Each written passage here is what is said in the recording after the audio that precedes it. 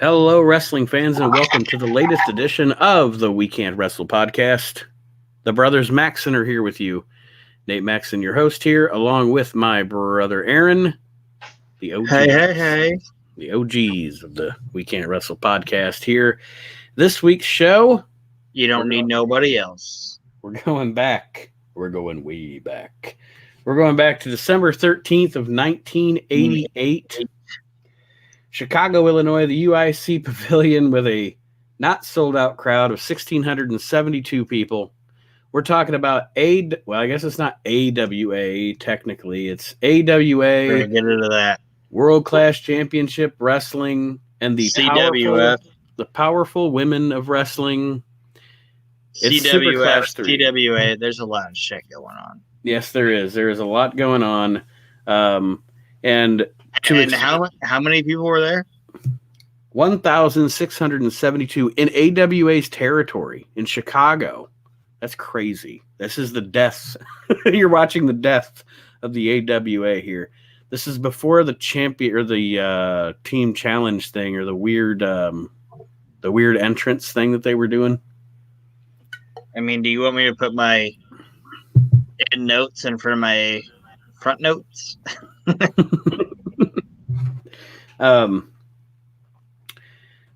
The show, essentially what these shows was to combat the WWF at the time and the NWA/WCW, the Crockett Promotions.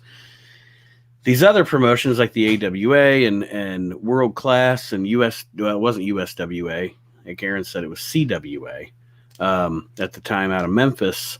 We're doing joint cards to try to combat the other two powerhouse promotions in wrestling. And supposedly, because I don't want to defame anybody's character,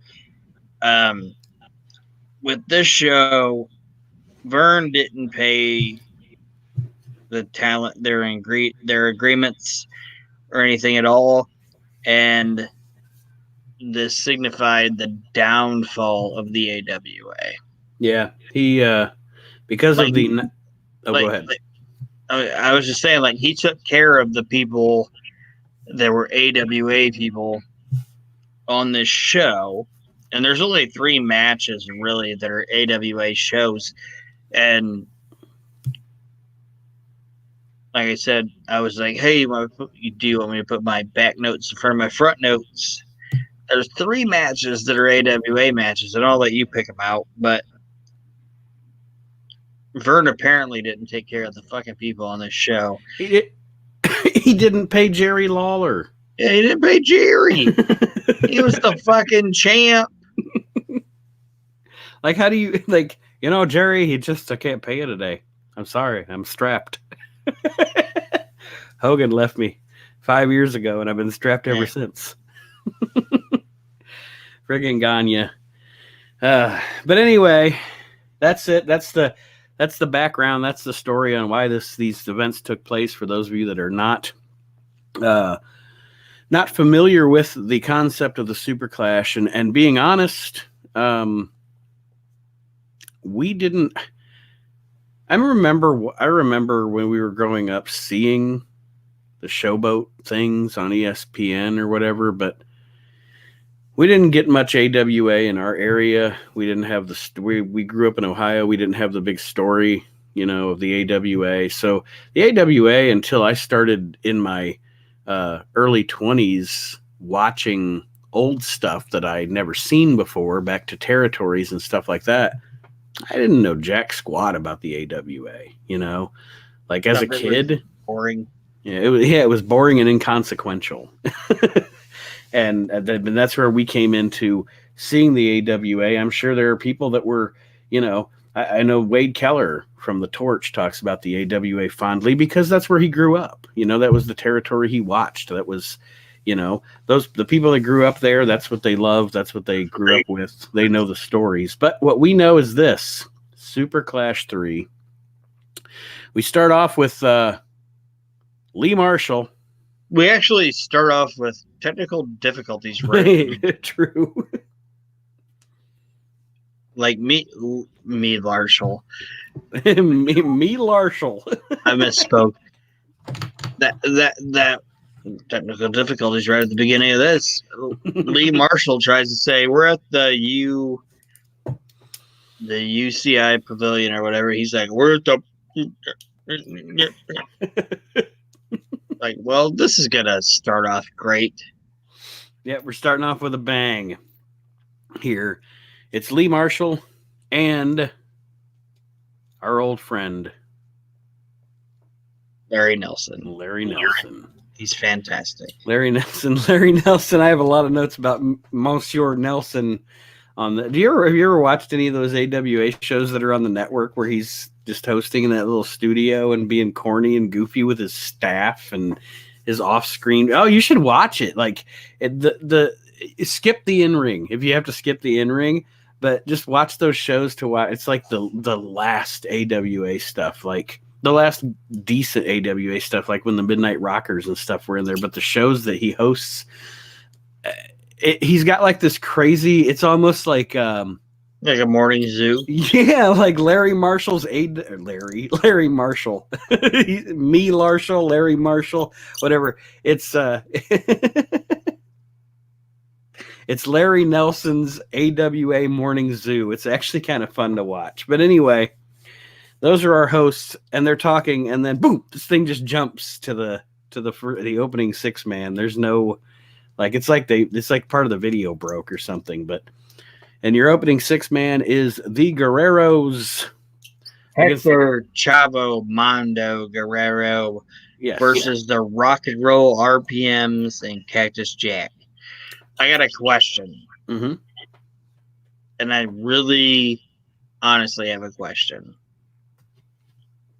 What is a rock and roll RPM? Rock and roll revolutions per minute. Oh, so it's a fucking record. Aha. See, I didn't know. I was like, what the fuck is a rock and roll RPM? Regardless, it is and Cactus Jack shouldn't have been in this match. Because he should have not been in it. It was too good for it. Even then.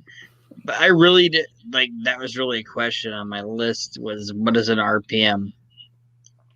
And the reason he was probably in the match was because this match is obviously presented to us from the Texas part of this promotion. And, with the Guerreros and Cactus was working Texas then. And this match wasn't terrible. It wasn't terrible. And I didn't say it was terrible. I just don't understand why Cactus Jack was in it. There's, it's not that the show shows you any context. There was no video on why we've come to this match or what the purpose is. Rock and roll RPMs, I'm not a big fan. I hate to say it, even GWF. I was never a big fan of Mike Davis. Just not a fan of Mike Davis. I know there's a lot of people that dig him. But not a big fan of him. I don't even know the story on Tommy Lane. Rock and roll RPMs to me were another one of those back then being the rock and roll. It was a Rock and Roll Express knockoff, and I mean, to be perfectly honest, so were the Rockers, but the Rockers were good. And these guys sucked. Yeah. And why was Mike Enos the ref? In a lot of these matches. Was he wrestling yet? I don't even think him and Bloom were together yet when this happened. Well, he must have been wrestling because Wayne Bloom wrestles. Later, we're going to talk about that. But, why is Mike Enos the ref? Mike Enos is bigger than everybody in the match. True. Why make your ref bigger than everybody? Let me see here. I guess he started as a referee. I'm going to Wikipedia, but it says Enos started wrestling in the late 80s after being trained by Eddie Sharkey. His signing with the AWA was due to trainer Sharkey's connections. Early on, Enos worked mainly as a referee, but slowly got more and more bookings as a wrestler. So apparently he started as the referee. This isn't some kind of a wrestler refereeing thing. Well, it's still stupid. You're right. The referee's he's bigger than everybody else in the match. The referee's supposed to be smaller so he can take a bump and fall down. I just picture at this time watching anything AWA, I picture Vern Gagne going, "It's good shit, pal." Because Vince has essentially become Vern Gagne. But that's a whole nother topic. The Guerreros win this match. I mean, for an opening 6-man, not a bad match, and the baby faces usually go over in an opening, 6-man, trying to get the crowd off, this huge crowd off their asses. Yeah, these 800 people stand up, Jesus Christ. But I'm never going to hate anything the Guerreros are in. I like the Guerreros. Well, I agree. And I'm not knocking the match. And it was a good match, but I don't understand why Cactus Jack is in it. And I don't understand why fucking Mike Enos is the ref. It's bigger than everybody. Everybody. So up next, we have Larry Nelson, who he gets to spend the entire first half of this pay-per-view perving on women because there's going to be... Oh, go ahead. I put this. Larry Nelson interviews Nia. Who is otherwise known as Ivory. And then I put Nelson, surprisingly, isn't a pervert in this interview. Well, they're talking about the fact that coming up, there's going to be a lingerie battle royal. A Beverly Hills over the top. Oh, sorry. Yes, sorry. Battle royal. Presented by the Powerful Women of Wrestling. How?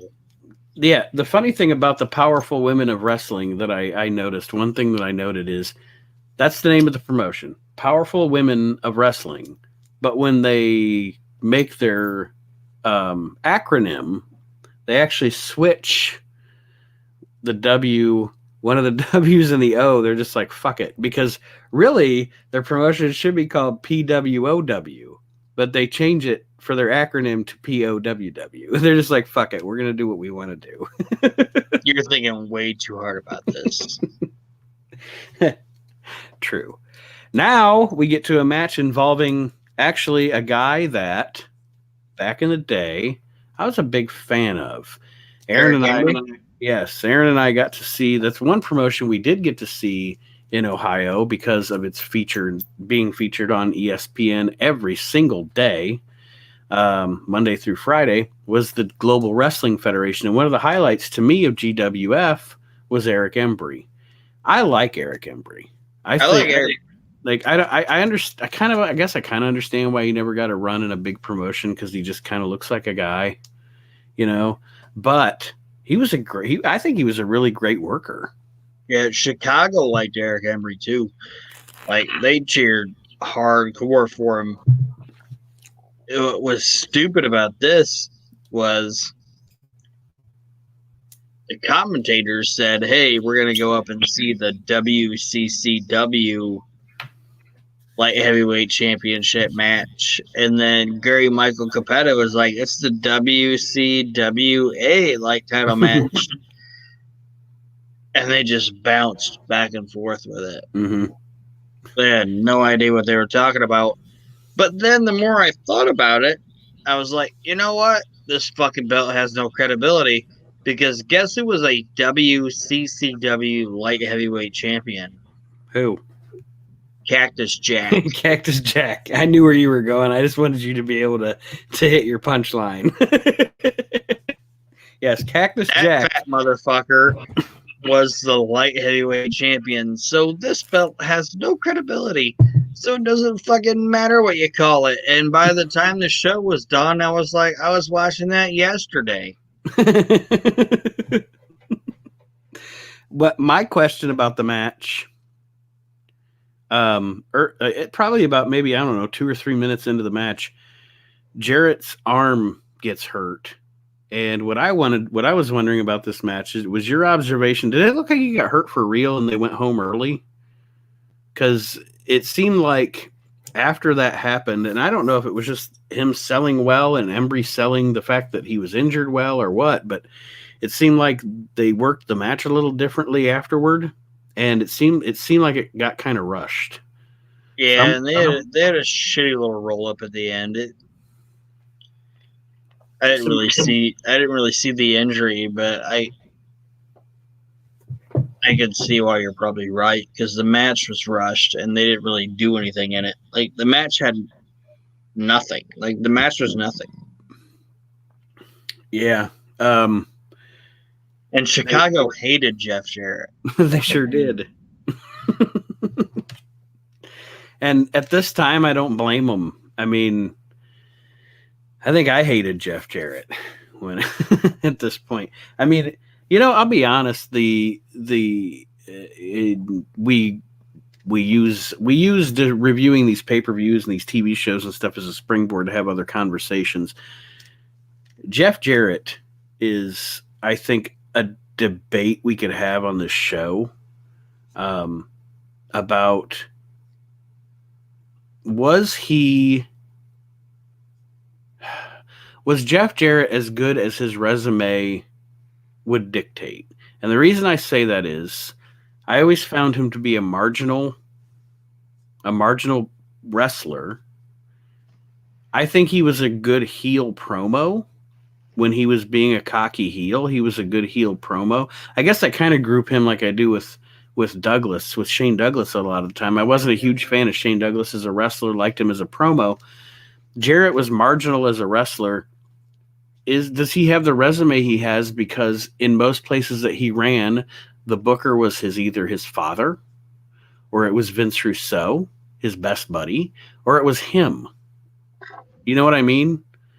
Like, yeah. Other than working in the WWF, everywhere he went, he had some kind of political clout to put him where he was.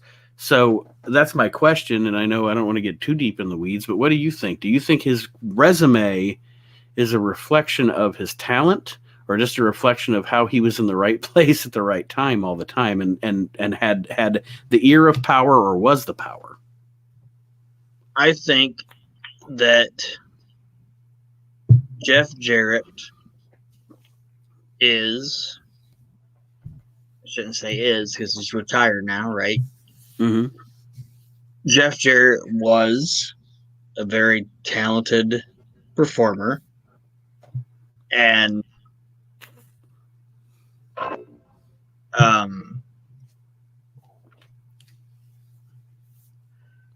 he's almost like a Forrest Gump.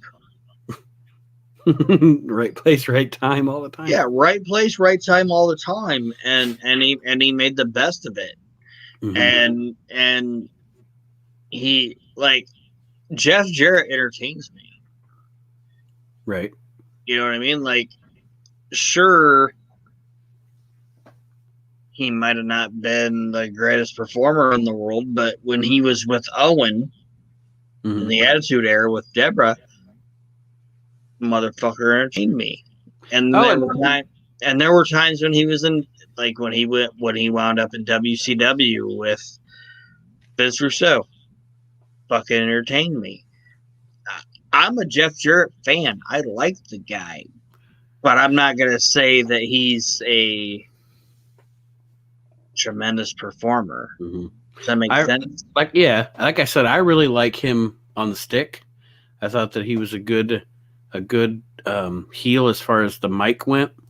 I think that he was to me as a worker, like in the ring, almost basic. And later in his career, that dude made the walk and brawl his bitch, like he was like, that shit worked in the Attitude Era. I'm gonna do this for 10 more years. Like, Jeff Jarrett has never not entertained me. Mm-hmm. But I could understand where somebody would say he's not like a top 10 performer. Does that make sense? Yeah. All right, I got us off track, but then we have an interview with Eric Embry on the outside. Apparently, this was a babyface match because he's being. Yeah, it was a shitty, pointless promo. It sucked. It seemed like they wanted to interview. They wanted to get an interview in with everybody that wrestled on the show. Like everybody gets an interview. Everybody gets an interview in this show. This Eric Embry promo sucked, and it didn't show what he could do. Up next, now we get to Pervy. Now we get to Pervy Larry Nelson, as he is interviewing the terrorist, who was apparently from the POW, that lady. But she tells Larry to get his creepy ass back in this interview. Like, you better back up off me, creep. She doesn't say that, but yeah, but she apparently destroyed Brandy May's cutoffs, which is what started this whole POW Beverly Hills lingerie battle royal. And she has a fucking worse accent than Lana. Yeah. She's like, I am terrorist. I am terrorist. Man. And then Larry Nelson is disoriented and confused. And I'm sure it's not the first or last time he felt that way. On this night. Or in his entire life. So after that debacle, now we get another debacle. I know you were excited to see God damn it. the Boogie Woogie Man Jimmy Valiant show up on this pay-per-view. And he lays waste to one Wayne Bloom. Kind of a waste of Wayne Bloom's talent on this show. This match is a bigger travesty than the Ultimate Warrior versus Hunter Hearst Helmsley at WrestleMania 12. I'm not going to disagree. This is worse than that.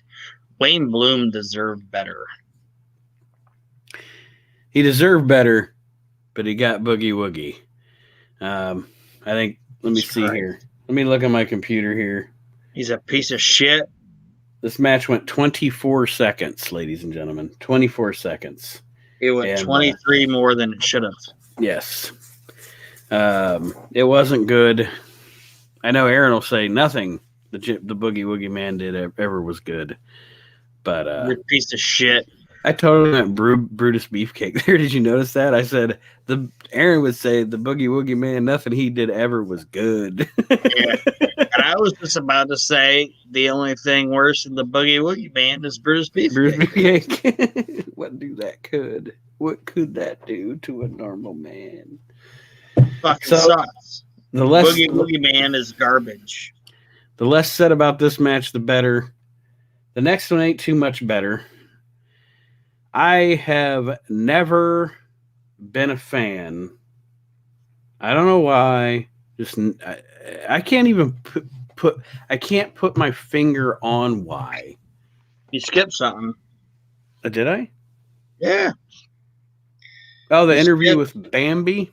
You skipped Larry Nelson interviewing Bambi and David McLean. And Larry Nelson interviews him, and then he goes, "Hey, Bambi, why do you want to win this?" And then Bambi goes to speak her mind, and he's just like, "Shut up, we're out of time." We got to go to the ring. And he's like, "Oh, sorry, we're out of time. Shut the fuck up." And now we get to another title match, and like I was going to say, I cannot put my finger on it, but I have never, ever been a fan of Iceman King Parsons. That's in my notes, man. No to, lie. To me, Iceman King Parsons, it's like this guy just watched some videos of Junkyard Dog and Coco Beware and threw that together as a gimmick and couldn't figure it out. Never a fan. I don't hate Brick. I never hated Brickhouse Brown. Brickhouse Brown's all right, you know. Do you want to know what I put? Do you want to know what I put in my notes? What? I said Brickhouse Brown has a pretty good build. He looks like an athlete. Iceman King Parsons, I was never a fan, and he looks like a cheaper version of Pez Watley. Yeah, that's true. And if you're a cheaper version of Pez Watley, go sell water beds. Now, do you like Pez? Not the I love candy. Pez Watley. Me too. I like Pez Watley is honestly, and Aaron and I, Shasta Watley. those of you that have listened to the show know that Aaron doesn't mind Paul Jones. I despise Paul Jones. I love me some Paul Jones Army, man. Everybody knows I despise Paul Jones and his stupid army. But the only thing about what am I going to say? The only time the Paul Jones deal was ever over with me was because of Pez Watley. I like Shaska Watley in the top hat, and he's got Jimmy Valiant's hair, and that's the only time that fucking Paul Jones Jimmy Valiant feud that goes on for 16 Barbarian was in there, years. man. I know he was, and that's fine. That doesn't mean I have to like. That doesn't mean I have to dislike Barbarian to dislike the fact that Barbarian was in Paul Jones' army. Okay. Now I will say this about fucking King Parsons. In the middle of this fucking match, he hits a goddamn wicked fucking snap suplex on Brickhouse Brown. He hits that shit, and Brown fucking hits the mat, and he's just fucking out for a couple of seconds. You know what? Like when he hits that snap suplex, Brown is down. He's just like he's dead fish for like 5 fucking seconds. My thing about Brickhouse Brown, I look at him like, and it's not the same. It's not like this exactly the same gimmick or the same cadence or anything. But I look at him like I look at Tony Atlas. He has a good look, and nothing he does in the ring is offensive. But I'm not going to be like, damn, I just want to watch some Brickhouse Brown tonight. You know, like if he's on the show, it's cool. I mean, I'm cool with him. He's all right, but I'm not going to seek out Brickhouse Brown matches. Yeah, just don't look at him like Jim Barnett did. You're good. And at the end of this match, which King Parsons wins because he isn't with any illegal object out of the pinfall, and this match is fucking boring. But it's super weird because they're doing like this quiet time between the end of this match before they set up the next match. There's like a lot of crowd noise, and I'm not gonna say what I heard. Mm-hmm. The Chicago crowd yells some racist shit. Yes, they do. But the WWF or the WWE Network doesn't edit it out. Doesn't edit it. And we're going to get to a thing later on where I know they edited it. And I don't understand why they did. I don't understand why they didn't edit what I'm going to talk about later. Or they did edit what I'm going to talk about later, and why they didn't edit this now. Because you're right. They definitely should have taken some time. Pay attention, because I don't think people were saying some racist shit. I don't think they care about the AWA shows, though, because what was that last AWA show we watched for the show? Oh, God, it was a long time ago. But anyway, I remember that one. During that one, when one of the heels was coming to the ring. WWE didn't edit out. Some guy was like, "You suck my dick." He kept saying it, "Suck my dick." Like he just kept yelling it for like the whole time the guy was like walking around the ring or whatever. It's like, wow. Those AWA crowds, buddy. Yeah, fucking Pat Patterson needs to settle down. All right. So hold on. I have one more note. Okay. When they interviewed King Parsons after the match, he said, "Of course, Brickhouse Brown didn't beat me because he's a Rudy Poop." A Rudy Poop. He got him a Rudy Poop. Go ahead. I'm trying to decide on the name for this show, whether it's going to be Me Larshall or Rudy Poop. It makes me think of Tony Atlas. I think the name of this show should be called what I said, fucking Lee Marshall, or not Lee Marshall, Larry Nelson was. What was it? I don't remember. Give me a second. Coked out of his mind. No, the name of the show should just be Disoriented and Confused. Rudy Poop, Nincompoop, Rudy Poop, Nincompoop, Crazy Loon. Larry Nelson then interviews Brandy May, and who no longer has her jean shorts because fucking terrorists ripped them up. And Pocahontas, she's over there. Pocahontas. I don't know. Do you got anything about this interview? Because I just kind of sat there going, "Oh God, this is awful. It's awful." Yeah, it was just Nelson waiting for a tuggy, and nobody gave it to him. All right. So up next, we have a the funny thing is, listen. This is funny to me. You sound like Larry Nelson right now. Listen. I'm gonna be like Larry Zabisco. Look it. I wrote down. We get a promo here in the ring from a young DDP, and then I scratched out young because he was probably like 36 at this point. I put in here that DDP's out, and he is young here, but he's always been terrible. Like, DDP was never good. Ever. He's always been trash. And so what is and I'm not going to agree or disagree with you, but I'm going to play devil's advocate. And let me think how to put this. All right.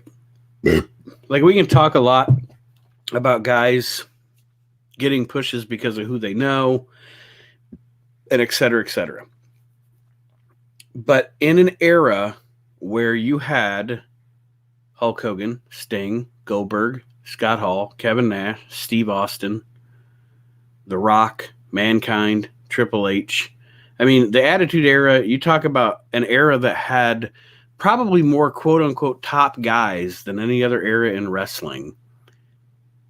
How did he get so over? You know what I mean? Like, there has to be something about DDP that connects with a crowd, for especially in an era like that, for him to get so over.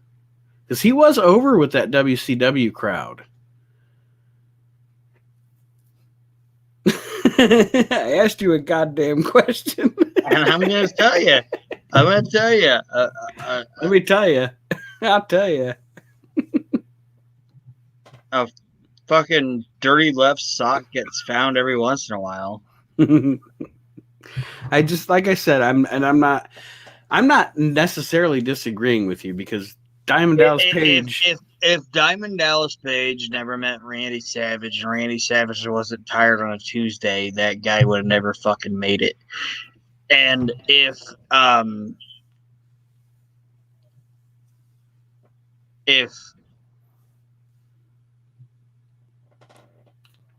I would say this, if I'm Diamond Dallas Page and Eric Bischoff's gonna call me, I'm gonna be like, look, I don't want to be a star. I'd rather fuck my wife and just fucking work at Target. I'll just wrestle Disco Inferno every week. It's fine. Yeah, I don't want to watch you plow my wife every day.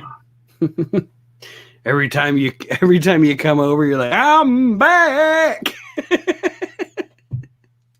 And fucking her butter. DDP is trash. I hate DDP. Okay, hold on. I gotta piss. I'll be right back. Let me write this down, actually. So That's what Eric said when he was looking at Kimberly's mouth.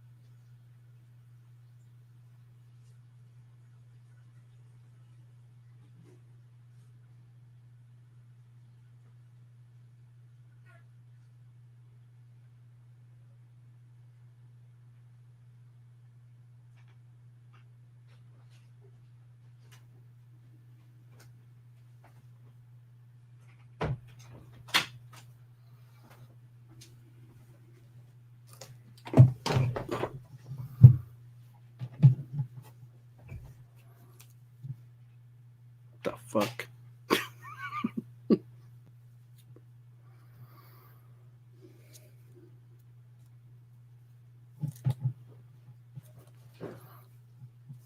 It's like wires under your desk or something. Like you have them all separated, and then you come back like 20 minutes later, and they're all wrapped up again. Like, what the fuck is going on? Do these things mate?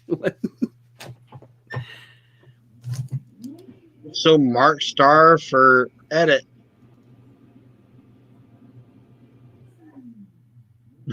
Fuck was that noise? What is I that? said, sound like a vacuum cleaner. Somebody mowing their lawn? What is going on? Mowing your yard? Yeah, I was like, what the fuck is that noise? So, here's something, and I'm not there. I feel stoned, and I'm not. I don't know what it is. It was a room, room. I heard it. Sounded like vroom. 30. I thought you were about to be abducted. Okay. That's just going to have to be in the background. So now that we've had this discussion about DDP, He is cuckolded by Eric Bischoff. he is out here cutting a promo as he is a manager in the AWA at this point for one of, actually, low-key, one of my favorite tag teams. Oh, they're a great tag team, but let me tell you how big of a fucking idiot DDP is. Very well. He says, I'm managing the bad company, BADD company. Okay? And he puts two D's at the end of it, Mm-hmm. which is what Kimberly did when she got cuckolded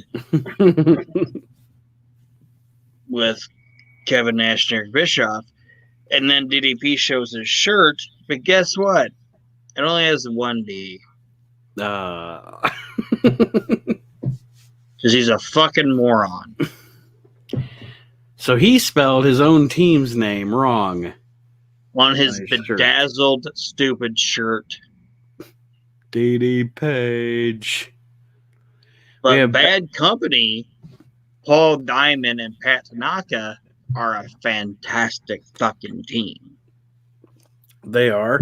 They're one of the reasons during this. They're one of the things during this era of the AWA that you want to watch. They actually did some really cool shit in Memphis too. If you ever are inclined to watch that, with Paul Diamond with his amazingly poofy mullet when he was in Memphis. Yes, and Pat Tanaka entertaining his millions and millions of fans and all the WrestleManias he performed at. Folks, if you have not, you have to look up the interview with Pat Tanaka. I forget what it's. It's not the Sun. It's one of those Canadian websites. We'll have to find it for you. But anyway, yeah, Pat Tanaka totally makes up large, if you want to call them fish Everything stories about his life. about his career, which is it's comical because it's silly, but I like Pat Tanaka. So anyway, also them as Orient Express in the WWF. You know, like Rockers and Orient Express from the Royal Rumble 91 is one of my favorite tag team matches ever. Yeah. Ever. And if you don't know, Paul Diamond was also Max Moon. Yes, he was. He has the silliest Raw entrance ever. Yeah, the little entrance area. He has to walk down and do his little. It is goofy. Say, okay, that's happening. That's the first Raw? I think that's also that whole Raw. I call it like a lot of we're again off topic. Whatever, it's our show. Fuck it. That Raw, a lot of the production, like I call that for those first couple of shows, Monday Night Rawkward, because there's like Undertaker, you know, like Undertaker. They were so used to Undertaker. His entrance, they had a long aisle most of the time, so his entrance could be long and drawn out. That first Raw, it's either the first or second Raw. I don't remember off the top of my head, but that first match he has on Raw, it's like boom, and he's already on the steps. Like he's like, "Hey guys, how's it going?" It's so awkward, but it's fun to watch those early Raws, to watch them get their footing and everything. And in this match, it's Bad Company and Medusa against the Top Guns and Wendy Richter. And the Top Guns Rice are and Derek Dukes. Yes. Derek Dukes, I knew of him. I have no idea who Ricky Rice is or what his story is. I don't know either, but there's a point in the match where Lee Marshall says that Ricky Rice is plowing Paul Diamond. Like, oh no. He said, "Hey, Ray Stevens, look, Ricky Rice is plowing Paul Diamond." And Ray Stevens was like, "Look, I teamed with Pat Patterson, and I've seen some plowing."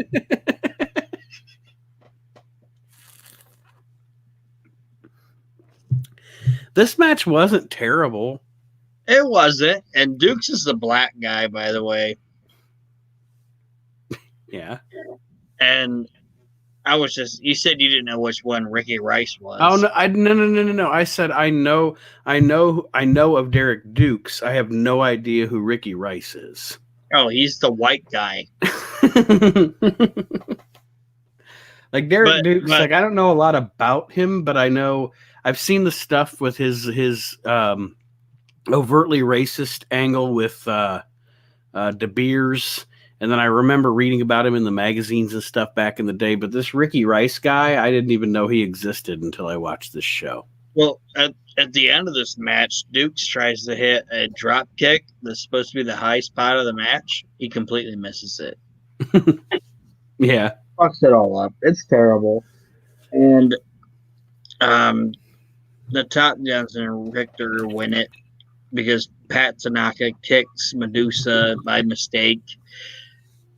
And I don't want to sound like an asshole or whatever when I say this, but do you know what I noticed about Medusa?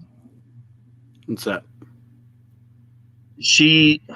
And I don't even think I sound like an asshole when I say this. She's like Elizabeth. She's like Miss Elizabeth. Medusa got better looking as she got older. Mm-hmm.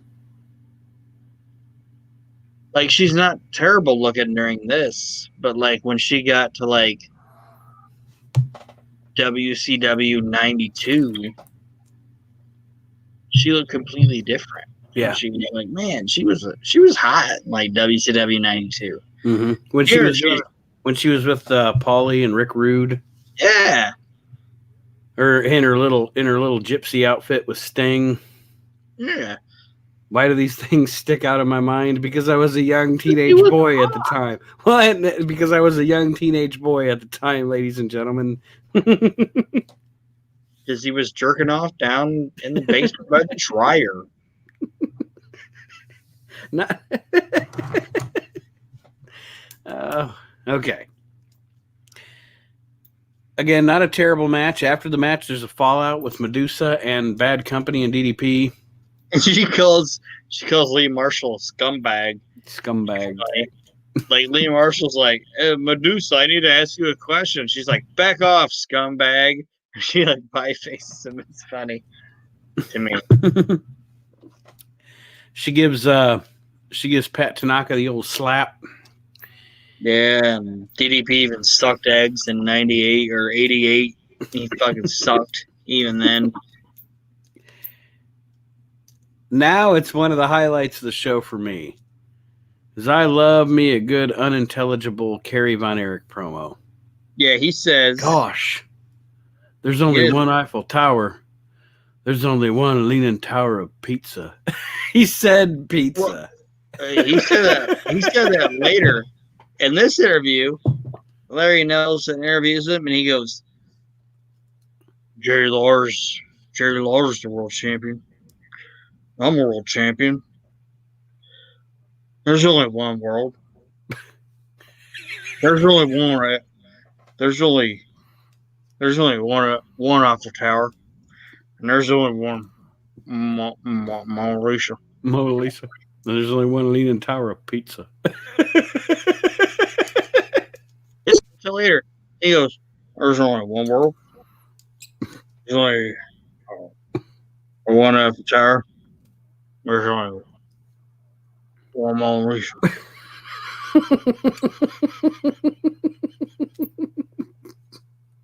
That's what he says in that promo. Notes, dude. And then we get to the highlight of what I know you wanted to see. It's Ronnie Garvin versus Greg Gagne. Like, okay. For the international TV title. The international TV title. This one's not even recognized by a goddamn promotion. And not to mention, it's a disputed championship. This fucking match sucked. It was terrible. Nothing good to say about it.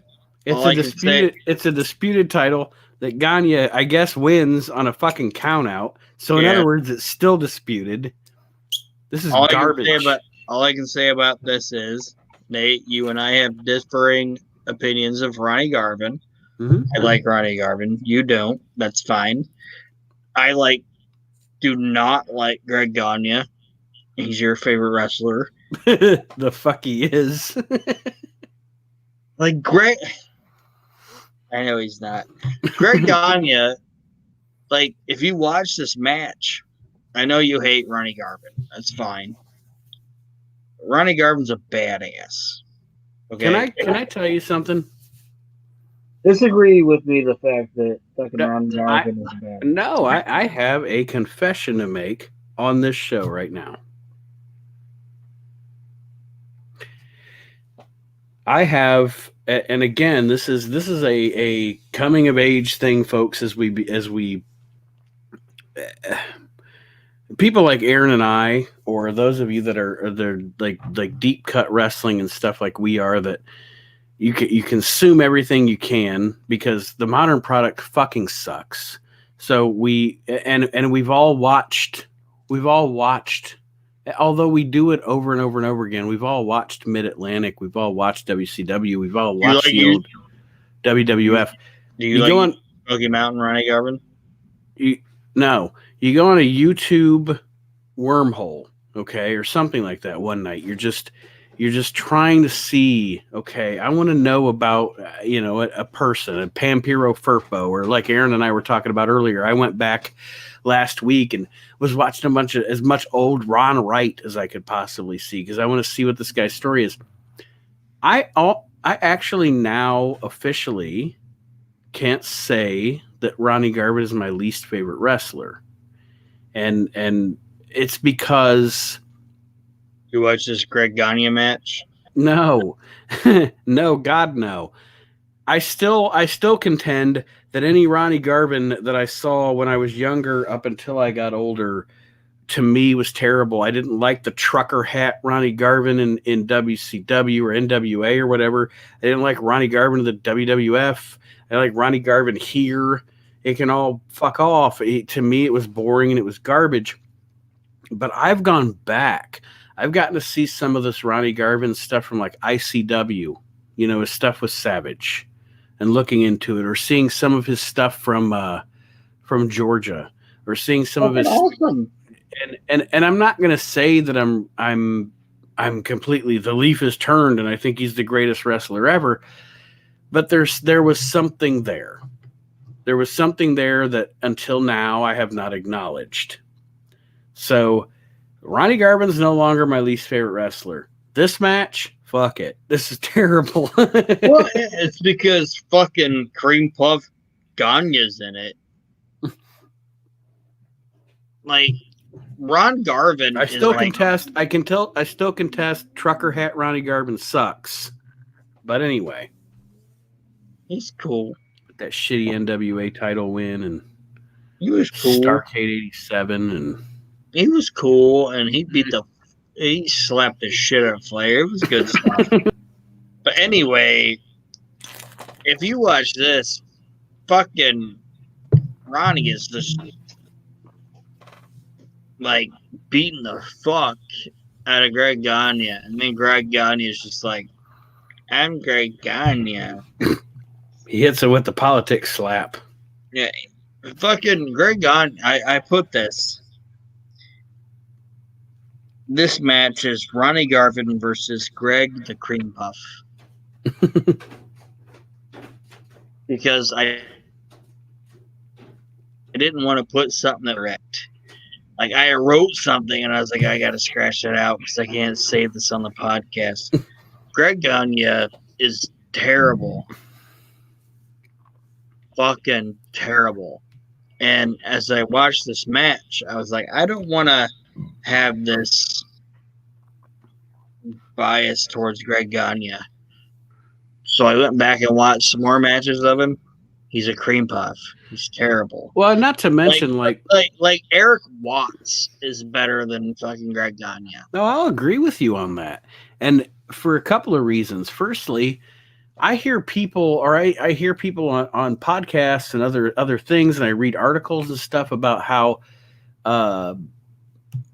the High Flyers was a really good tag team. I don't even think the High Flyers was a really good tag team. I've never seen anything Greg Gagne was in that I liked. Ever. Other than inducting his dad into the Hall of Fame. That's what I'm saying. The only thing Greg Gagne ever did good was put his dad in the fucking Hall of Fame. Greg Gagne is a piece of shit. Well, I don't know him as a person. But well, I know him as a talent, and he's a piece of shit. Well, Aaron, we are going to take a intermission. We're going to end on that, take an intermission. We'll take our break in the middle of the show here, and when we return, we will finish reviewing Super Clash 3 here on the latest edition of the We Can't Wrestle podcast. We will be right back after this.